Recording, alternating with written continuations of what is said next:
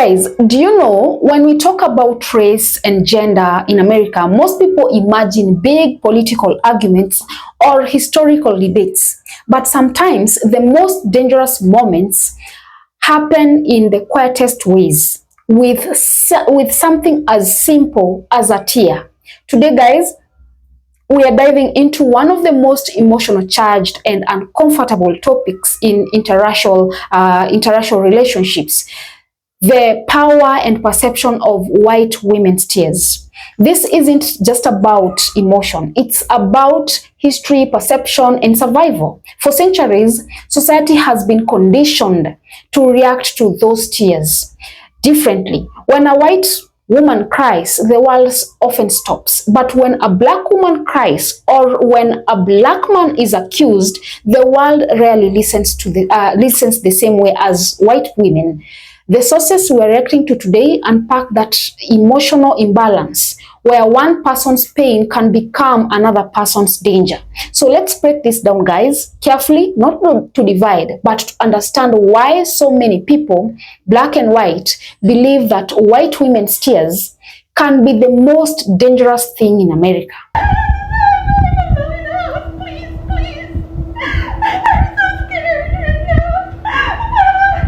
What? I'm shaking right now. Please. What? What? She was on the phone with 911. If you were a 911 operator and a woman called you and said that a black male was there threatening her and then started reacting like that, what would you think was going on? What would you think was happening to that woman in that moment? And you may see that and be like, well, what did he do? What did he say? He called her rude. That's what he did. That was the extent of the interaction before she threatened to call police and tell them that he threatened her. And as proof, I showed you the second half of the video first. Let me show you how she was behaving literally 1 minute before that. She is on the phone with 911 right now. She said I'm rude and he's just threatening me right now. Look at her. She said I just threatened her. What threat? What threat did I make towards you? I'm Elizabeth. What threat did I make towards you, ma'am? Huh? This is crazy. I've never. I already knew what it was when I first got here. From what I've seen, that woman is Asian, but her tears are all white. White women tears are dangerous. A drunk one, even worse. So me, my cousin, to his homeboys, went out to the bar last night. Nothing major. We're probably about 45 minutes in. Drunk white woman comes to the bar, like close to where we are. She noticed my cousin noticed her. Like she thought it was an invitation to come on in. So she so at this point, she drunk, so she belligerent. I guess she not understanding that we good. So she trying to pull on my cousin because like, nah, shawty, I'm trying to get him to come to trying to get him to dance, but he like, nah, shawty, I'm good. Ain't no type of time. So when that didn't work, she went to touchy-feely and got her hands everywhere. He pushing her hand back like, shawty, chill. So that's when she tried to kiss him. He pushed his hand like this and mushed her like, hey. But she's so drunk and silly, she didn't think nothing of it. She went away, came back. The third time, me and one of his homeboys stood in the way. It was like, shawty, chill. You doing too much. You about to cause a scene that we do not want. So she walked away. That's when we went and talked to the bartender. When we got security went over to talk to her. She don't calm down. Let her know like she making people uncomfortable, yada, yada, yada. She didn't care. So she made a whole scene, so they kicked her out. So the bar was about to end in probably about 45 minutes to an hour left. So at that point, we having a good time. We're not even thinking no more about her. So when it's over, we walking out. She's out to talk to the cops. But again, we're not thinking nothing of it. Ain't got nothing to do with us. So when we close to his car, I noticed her pointing at us. And I let them know, like, hey, y'all, she pointing at us. And then before we know it, the cops is making their way over there. They grabbed my cousin, let him know that he's being detained. And being detained for what? And then, like, now you being detained, you have to let me know why you're detaining me. So they going back and forth, and finally the cops saying, she said that you touched her inappropriately, yada, yada, yada, blah, blah, blah. So they individually took us one by one to let them know, like, this is not what happened. So when the one cop came back and said, well, all of their statements are the same. We talked to them individually, all of them the same, but they still trying to take my cousin to jail for what she said. So I went inside and was like, hey, because at this point it was over, but the door was still unlocked. Like, hey, do y'all got any like cameras in here, security footage that y'all from the night that y'all can show what's going on? So they went and pulled the footage and they saw everything that happened. They saw her being the aggressor. They saw her being rejected. And now she's looking crazy when they come back to her and let them know what they had saw. So at this point, my cousin went and said, hey, I want to press charges. Absolutely, to the fullest extent. Because at this point, it has to stop.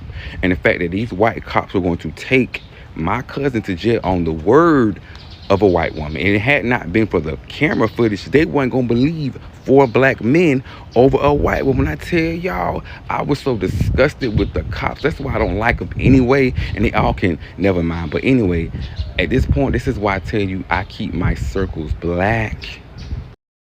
You make it a racist remark by saying white women tears.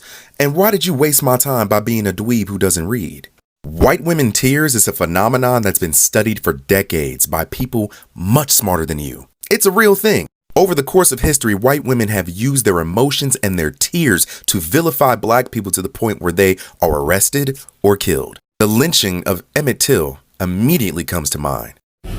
I'm not moved by a white woman's tears. I think it's just a lame-ass performance to avoid accountability. White women's tears are nothing more than a switch turned on because white women know that black folks have been socialized to see them as more human than they see us. No one responds to black women crying the same way. All the while, the world stops when a white woman cries. Why? Because too many white women have been programmed not to see black women as human beings. Sadly, too many white women know this shit to be true and miss us with the fragility bullshit. All of this is strategic, diabolical manipulation, and we're supposed to let white women off the hook to avoid accountability? Hell no. Their asses don't want to handle it. Hold their feet to the fire. Their response is, oh my God, I'm so sorry, I didn't know. What the fuck? From Carolyn Bryant to Amy Cooper, white women's tears in America remain oppressive to black people. Yeah, I'm starting to see that social media psychosis is a real thing because I can't believe the people that's siding with this DoorDash driver talking about she was SA when video evidence show she wasn't SA. Do y'all know what SA is? Do y'all know what you have to do to be SA? I'm saying, do you know the definition of what a SA actually is? And it's not a man on his couch sleep naked. Even if he was pretending to sleep, he still didn't SA her. You people are weird. You are the new people that was like fucking with Emmett Till. You those people. You those people. You accusing somebody of something that never happened and okay with the outcome if he was to get in trouble for some shit he never did. It's crazy now that people are willing to defame a man's name just to get famous. Not even to get rich. You doing it just to get famous, just to get a name on TikTok. And then you side with a woman only because she a woman. Not because a crime actually occurred, but because this woman said it. And, oh, believe all women when you don't supposed to believe all of anybody. Because everybody lie. Now, let's start with what the speakers in these sources are saying. Across the board, both black men and white women in interracial relationships agree on one painful truth. When emotions explode, the stakes aren't equal. One black man warns young brothers that a simple argument can turn into a life-threatening situation. He describes how during heated moments, his white partner refused to leave his home, standing in front of the door, blocking his exit and physically stopping him from walking away. He says it's one of the scariest things he ever experienced as a black man, because what were his options? If he pushed her away, he's instantly seen as violent. If he calls police, he's the one likely going to jail. It's a trap one built not by women's tears alone, but by centuries of racial bias in how those tears are perceived. Meanwhile, a white woman in another clip warns her peers, if you love your black man, you have to protect him. Sometimes even, from your own self. She explains that public crying or yelling, even if it's emotional and unplanned, can endanger him because society will always side with the image of the fragile white woman over the threatening black man.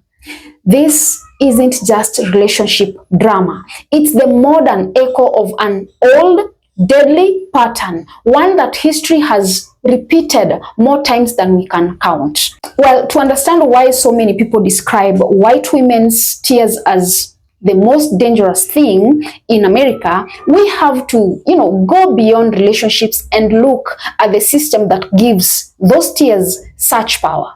From Caroline Brandt, whose accusation led to lynching of Emmett Till, to, Amy Cooper, who weaponized fear against a black bird watcher in Central Park, history has shown how a single moment of white distress can ignite catastrophe for a black life. This isn't about individual malice every time. It's about the learned reactions built into society.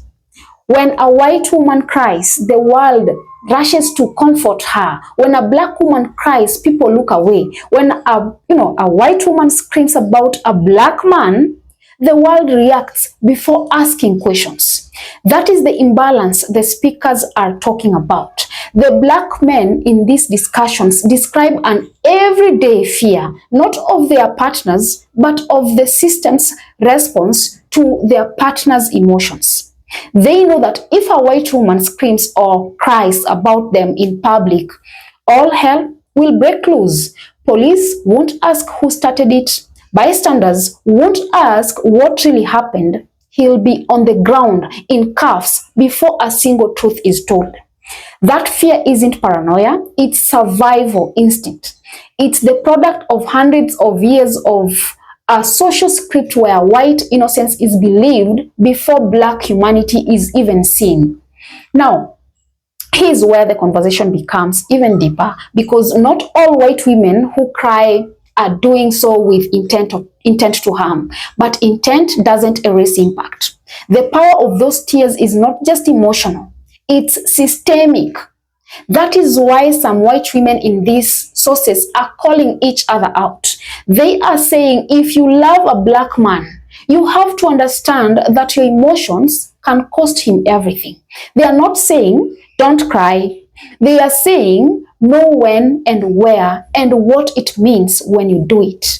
When one white woman puts it bluntly, sometimes one's feelings and emotions have to take a backseat, not to cause harm to the person you love. That's hard to hear because it means confronting privilege not as wealth or status, but as safety. Safety that black people have never been granted so freely. When black men talk about being trapped, not just emotionally, but literally in these arguments, it shows how powerless they feel in moments where society has already decided who's guilty before the truth even unfolds. A black man asking a white woman to leave his home only to be blocked by her tears and body faces an impossible decision. Push her away and be labeled an abuser. Call the police and be treated like one. Stay silent and remain trapped. So what's the way forward?